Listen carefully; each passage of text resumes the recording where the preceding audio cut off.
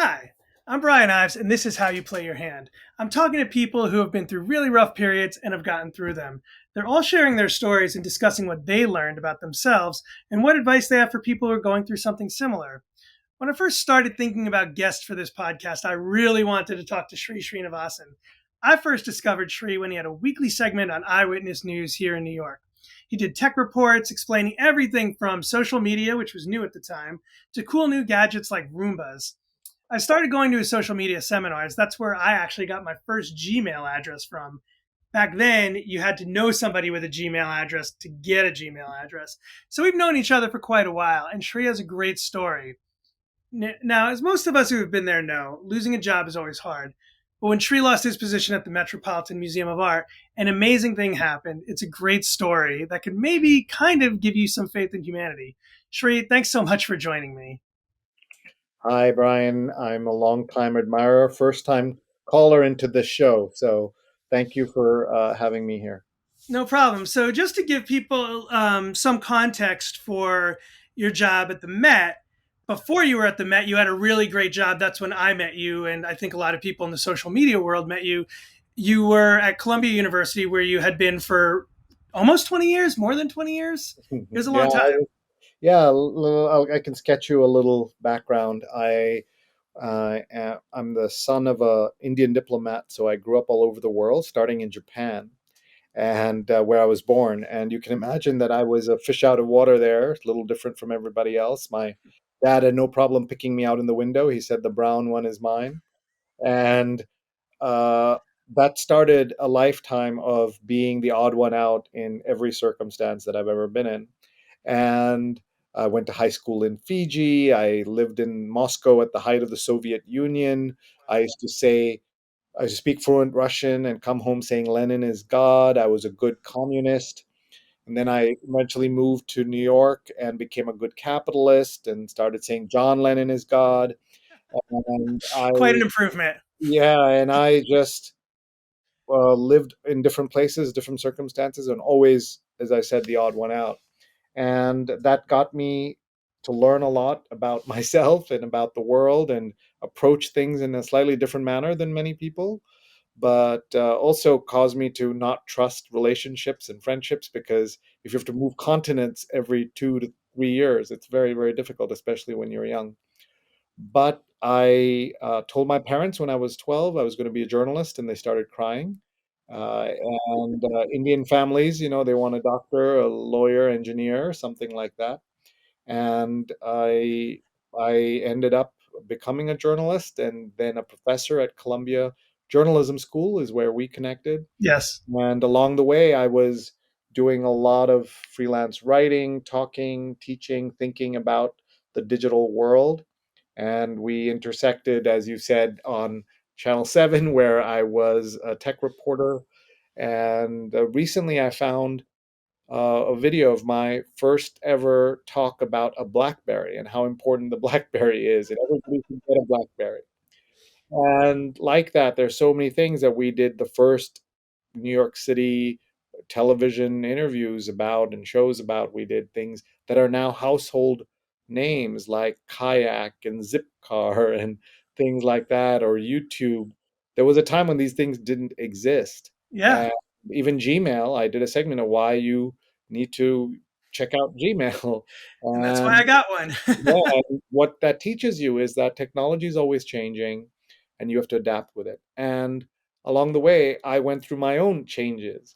I Yeah. was very happy and comfortable, very lucky to be a professor at Columbia for 20 plus years. And I had a chance to be the chief digital officer of the Metropolitan Museum.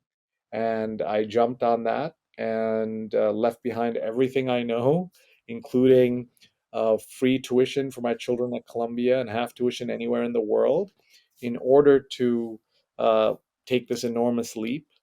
And it turned out that I had the most incredible 3 years. I loved Yeah. every day that I went to work at the Met. I had a team of 70 people working on the future of culture, and it was fantastic. And then one day it ended like that, in part because, or 99% because they were having financial difficulties and they wanted to uh, you know, save some money. So they got rid of the first chief digital officer, that's me, the first chief design officer, and the first chief marketing officer. All in one day, we left. And I learned a lot about myself going through that. And that's the story we're here to tell of how you go through something like that and what I learned during that process, and then what I've learned since. And I know, I know how passionate you were about it when you were there, because I remember when you started the job. And, this was all, I should remind everybody or tell everybody, this was in the before times when people congregated often and with a lot of people. So you would do your seminars, you had social media weekend every week. So, I mean, every year. And, people were sort of following your success in almost a celebrity type way. So we all knew that you had this job that you were so passionate about and everything. Um, and, you know, it's always funny how narratives are told, but one of the things that I think people loved was sort of the virtual tours you gave of the Met. But then another one was the selfie stick. That seemed to be a topic of big conversation. While you were very social media friendly, you also banned selfie sticks at the peak of their popularity. Yeah, I yeah, so I expected to get a lot of hate mail for that, but I did get a lot of attention for the Met, and that's fine. I love selfies. If I pulled out my phone now, I would have thousands of selfies on my phone, and I think that selfies are an important way of expressing yourself and highly creative and wonderful tool, but the selfie stick is a problem. Yeah. And I know why people use a selfie stick, because you get the extension, you get the arms. I'm blessed with extremely long arms, and so I rarely use one, but I can see the appeal of a selfie stick. And we decided that it had to be banned because they were in at the Met. We have stairs and balconies and little bodies of water and of course art that you could fall through and poke, and Yeah. millions of visitors, and all of that means no selfie stick at the Met. And after we did that, all these big institutions were given permission basically to do the same thing, from Disney World to every museum in the world basically banned it. Right, right. And so, something people might have heard of you first once you did lose that gig because you were on, you know, uh, PBS NewsHour, and I read about it in Fast Company, and I think like the New York Times Magazine, or like lots of places covered what happened next. So, without me sort of mangling your story, what happened next? Yeah, so what happened next is that I didn't know what to expect. So I'd kind of bounced into my boss's office to talk to him about an enormous success we had had. Just this was on a Wednesday. The success was on a Friday, and we had an appointment. He asked me to come see him, so I was like bouncing in and like really excited. You know, when you've done something great with your boss, you Yep. just want to like show off a little bit, and just like I did that. And he said, he could see that I was like babbling about how excited about something, like really like calm down, Sree, you're leaving the Met. And I thought like we are going out somewhere, like we're going somewhere together on a trip, because we had been traveling together, introducing him across the country. And he said, no, no, you're leaving the Met. And I just couldn't, I just like was dumbfounded. I just couldn't understand what he was saying. It was like, you know, I what was he saying? What language was Yeah. he speaking? And I'd never had that happen before, so I was unprepared, unready, un everything for that moment, and it was very difficult. And I immediately started saying, "Hey, look, I'll work for my own. I'll raise my own salary. I love working here. We just had this huge success that had immense financial implications." And all of that didn't matter. And he said, just go down to HR. I mean, he gave me a package and he said, go down to HR. And so I go down to HR and I'm like, oh my God, what am I going to do? And I had enormous support, it turns out, obviously, from my incredible wife, Rupa, who anybody listening should follow on Twitter, Rupa Online, Roopa Online on Twitter, because she writes, including books and articles about change and change, applying corporate strategy techniques to yourself and personal kind of strategy and transformation techniques to companies. And we just started, I just started talking to her about what comes next. And there were two sets of people I didn't tell right away. One set were my twins who are young, and you don't want your kids to wonder if there's ever going to be a Christmas again or something like that. And then I didn't tell my parents because Yeah. these 46-year-old, like, what would they do with this 46-year-old son who's unemployed, coming from an Indian middle class, upper middle class home where everybody basically works for the government. No one's ever been unemployed before, and we didn't know how to handle it. So I told them the very last day, but everybody else, I started talking, and I learned a lot about what you should do when you lose your job. So eventually I went on social and on Facebook and said, I've lost my job. Tell me what to do next. And I gave people a Google form, and 1,400 people filled in this form. It was crazy. At the worst moment of my life, I got a global digital hug. And I was so grateful to every person who filled that in. There were some fabulous ideas and some awful ideas in there, but it was totally worth it. And so one of the things I tweeted was, I'll go for a walk with anybody because now I have time. And somebody brought me a brand new pair of Nike shoes. Somebody wrote me a check for cash, saying if you run out of dollars, or dal meaning lentils, and for your non bread, here is cash, or here's a check. Nobody does that, and what you learn is that people have enormous capacity to help and to love and to guide and counsel and help you, but you need to know how to get help. Yeah. And as you said, the PBS NewsHour came and followed me from 6:30 in the morning till 7 p.m. They did an 8-minute segment. Basically, look at this crazy guy who's talking about losing a job. Who does that? Nobody does that. And I was featured in maybe 100 publications, all with these stories and videos and all of that about, look at this guy and what he's doing. And it was very special, and it helped me be resilient and bounce back and everything. But I when people say, like, wow, you're so inspiring, this is like, I say I would rather have watched a TED talk than be the TED talk, which is Right. what my story is right now. Right. uh, and I tell people that what I did on a scale of 1 to 10 is a 20, and nobody should do that. But most people do a 2, and that's bad also.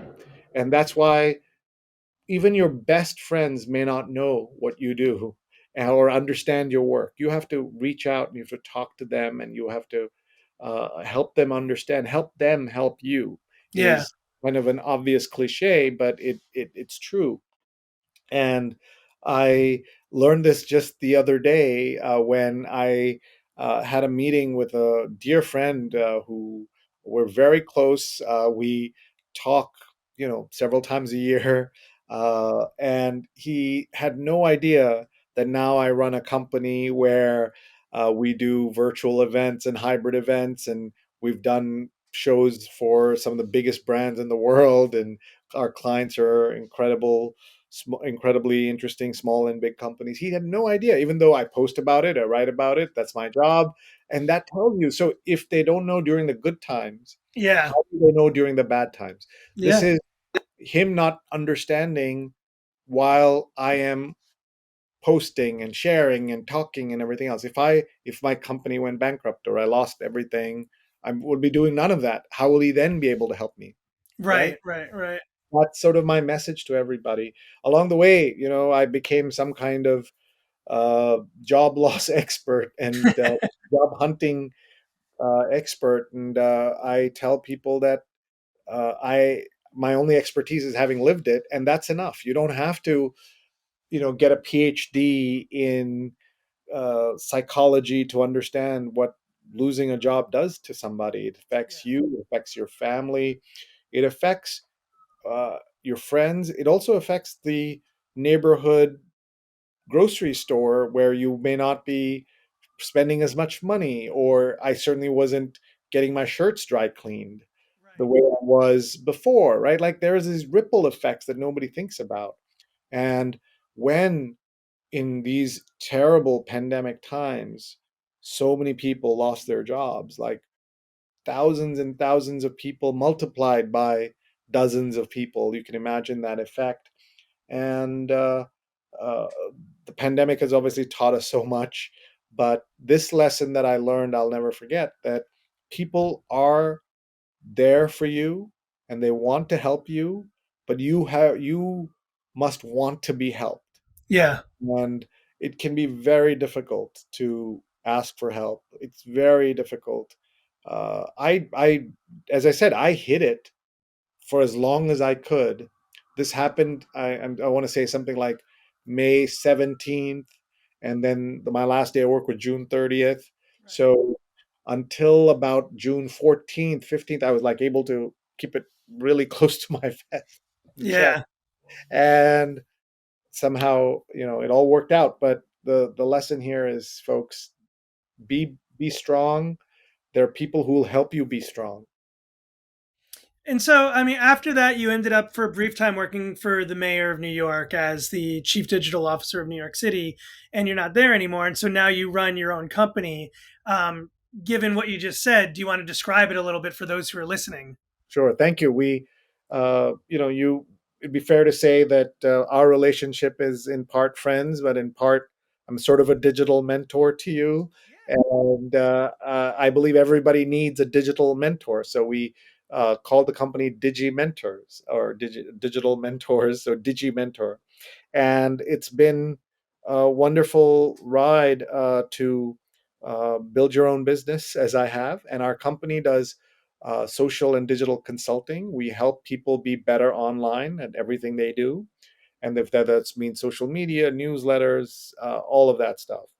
It also we started doing production of virtual events and hybrid events for our for various companies, big and small.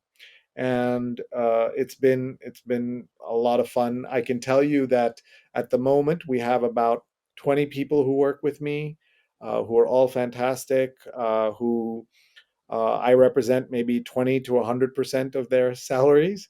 And we're always looking for freelancers and looking to grow what we're doing. But what I've learned is that when I was at the Met, I ran a multi-million-dollar payroll. I had 70 people working for me.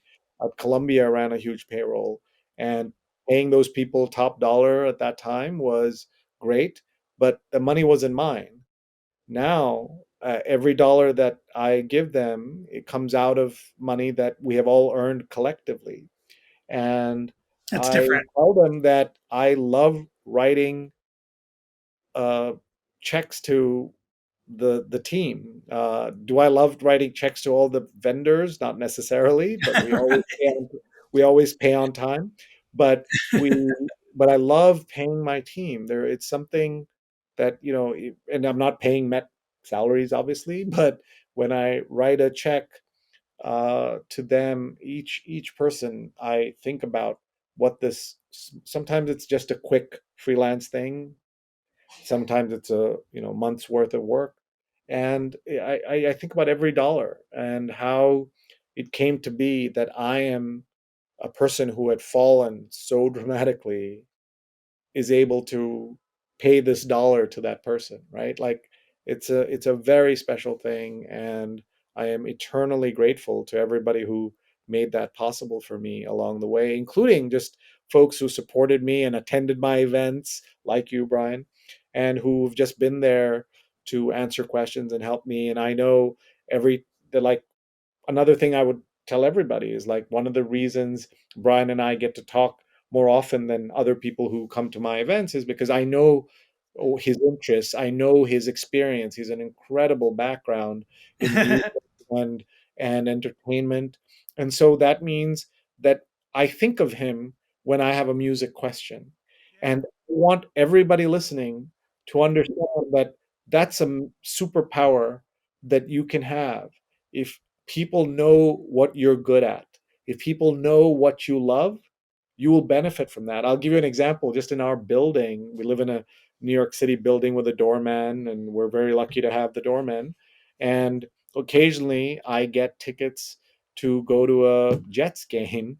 And if I have a spare ticket, the first person I think of is one of our doormen who talks to me every Monday about the Jets and loves the Jets. And he talks about that. Doesn't mean he's better or more important or anything else than any of the others, but I now associate him with Yes. the Jets.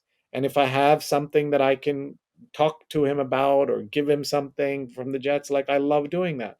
And Yeah. all of us should have, it doesn't have to be one thing, right? It could be five things, but you should be memorable in people's minds for something. There's no reason Brian and I should be friends. He was one of tens of A lot thousands of of people people. watching me at 6:45 in the morning. He was one of hundreds of people at my events, but by the sheer interesting questions he asked, the way he made a mark when we talked for, at an event, this, the speaker gets 30 seconds with each person. I'm not a celebrity or anything, but people move on, and all of that, and celebrities get even less time, right?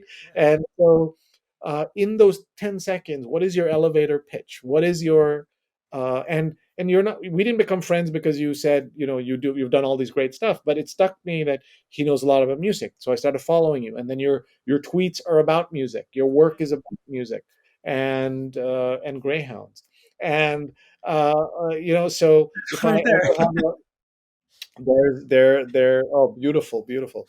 So there is the point that I think we all need to think about. That how do we communicate what our interests are?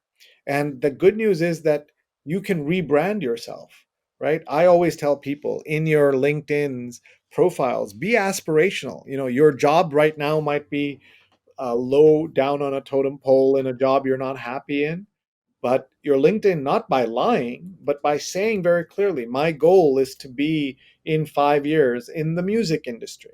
Yeah. It is to write a novel. It is to visit China and give a talk on XYZ, whatever it is, you can brand and work toward that. But you've given a lot of advice for people out of work. But one piece of advice I remember you giving, probably it's been well over a decade now, is when the plane lands in the river, it's too late to learn Twitter. And I always sort of thought about that with LinkedIn. And the analogy is when that airplane landed in the Hudson River, one guy tweeted a photo, and it was probably a flip top camera at the time, but he tweeted a photo and said a plane landed in the Hudson River. And apparently, all the media were trying to reach him to get that photo, get permission, get information. And, people who are wanting to do something like that but didn't understand social media at that time, it's too late.